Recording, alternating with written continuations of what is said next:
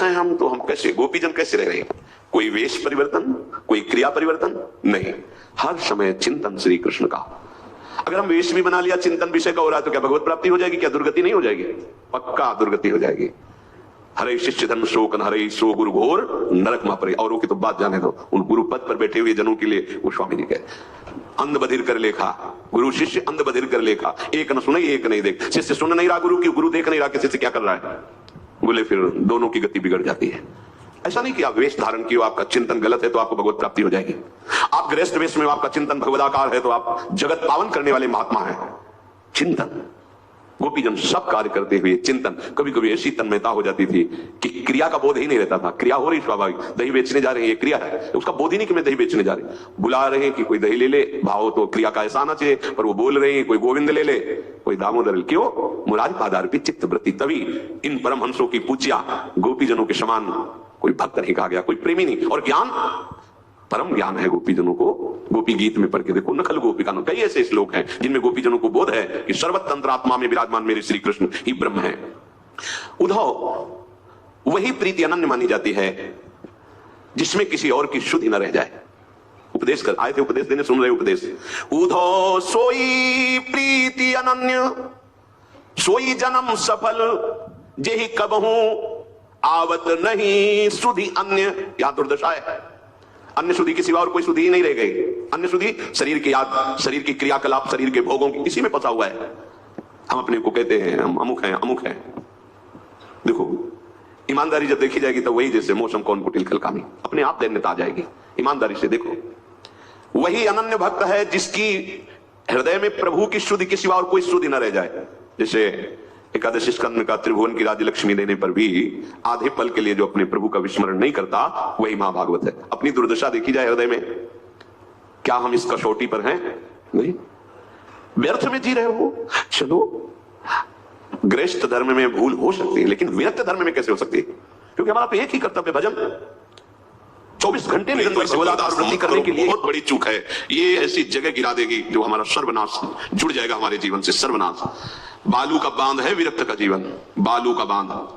अगर कहीं से विच्छेद हो गया तो पूरा पानी निकल जाएगा वहां से, रोक नहीं सकते। ऐसे ही पूरे जीवन की ऊर्जा शक्ति नष्ट हो जाएगी। बहुत सावधान। अन्य चिंतन ही हमारे लिए पाप है, विपत्ति है। कहे हनुमंत विपत्ति प्रभु सोई, जब तो सुमिरन भजन, हानि हरिवंश के नाम अंतर परे लाभ। ये कहां चलता है? कि आप कभी अपने से प्रश्न करो, तुम कौन हो? तुम्हारा उद्देश्य क्या है? क्या करने आए हो? क्या तुम्हारा अंदर का चिंतन है? क्या लक्ष्य है? भजन विहीन सेकंड धिक्कार हमारे जीवन को। सेकंड, मिनट तो बात जाने दो। ये अगर अभी अभ्यास नहीं करोगे तो फिर आप ये ना सोचो कि हमें कल्याण होना, ये सब बातें कोने पे रखी है। हमें नहीं चाहिए कल्याण, हमें चाहिए हर क्षण अपने प्रभु की मधुर स्मृति। प्रेमी जन अभी क्या सुना, कह रहे हैं, तहां न प्रवेश करन पावत को विधि हर सुर सिर मोर, सुख दुख भुक्ति मुक्ति नहीं ज्ञाना ज्ञान। इनका कहीं प्रवेश ही नहीं है हमारी स्थिति का। किसके लिए हम अपना समय बर्बाद कर रहे हैं? क्यों? गृहस्थ में तो उसके बहुत कर्तव्य, भूल हो जाती है तो समझ में आता है, नाना कर्म है, नाना विचार, नाना ये चिंता है, वो अभी नहीं पहुंच पा रहा अपने भाव को। लेकिन विरक्त मार्ग में चलने पर यदि भगवत चिंतन नहीं हो रहा, तब तो मानो बहुत बड़ी हानि हो रही। अगर आप गृहस्थ धर्म से वृंदावन धर्म में आ गए, प्रेम मार्ग में, तो आपके लिए लागू है ये बात। एक क्षण के लिए भजन कैसे छूट सकता है? हमारे तो बार बार प्रश्न आता है, कैसे भजन कैसे छूट सकता है? हर समय आप आए किस लिए हो? आपका उद्देश्य क्या है? आप क्या कर रहे हो? क्या करना चाहिए? ये प्रश्न कभी एकांत में अपने हृदय में करो तो आप में अध्यात्म शक्ति जागृत होने लगेगी। ये प्रमाद, ये ठीक नहीं, ये भजन में अंतर आए ठीक नहीं है, ये बहुत धोखा है, आपके जीवन का धोखा है, आपको जबरदस्ती भोगों में फंसा देगा, अपने आप में अपने आप से नष्ट करवा देगा।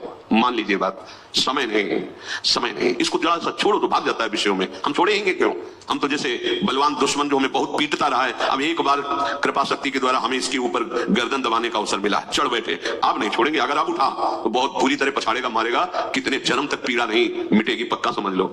दब गया है दुश्मन जो हमें काम क्रोध लोभ मोह मद मत्सर मारते रहे, इस मन का सहयोग लेके गुरु कृपा से आज दब गया है। महाबली नाम हमें मिल गया है, सच्ची मान लो।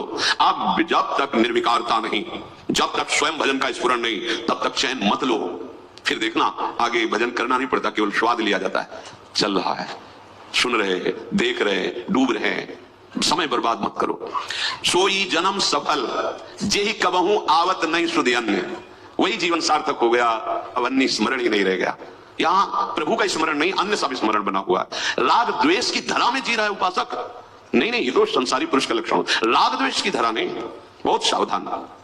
हमरे प्राणनाथ मनमोहन, हम सो उनकी प्रीति, तुमका जानो या रहस्य को, ये निपट अटपटी रीति।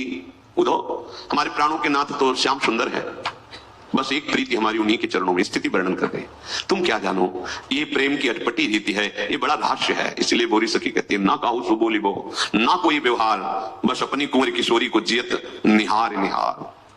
तो तुम्हें किशोरी जी नहीं दिखाई दे रही, तो राधा नाम तो दिखाई दे रहा है।